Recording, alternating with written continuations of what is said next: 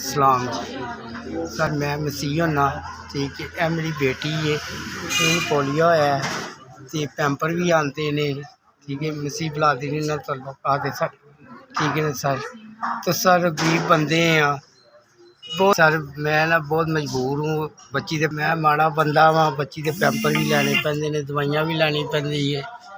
तो लिहाजा खर्चा खुर्चा बच्ची दी दवाइयां वास्ते, पैंपरा वास्ते मैं नहीं लिया सकता, फोल्ड नहीं कर सकता।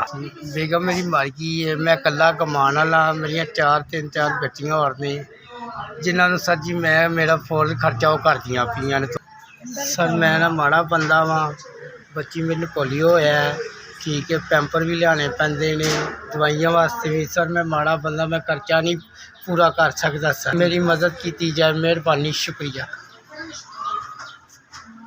यस, ਤੁਹਾਡਾ ਭਲਾ ਹੋਵੇ ਜਿन्हें ਤੁਸੀਂ ਮੇਰੇ 5000 ਦੀ ਮਦਦ ਕੀਤੀ ਹੈ। ਰੱਬ ਮਸੀਹ ਤੁਹਾਨੂੰ ਤਰੱਕੀਆਂ ਕਾਮਯਾਬ ਕਰੇ, ਇੰਝ ਹੈਲਪ ਕਰਦੇ ਰਿਹਾ ਕਰੋ।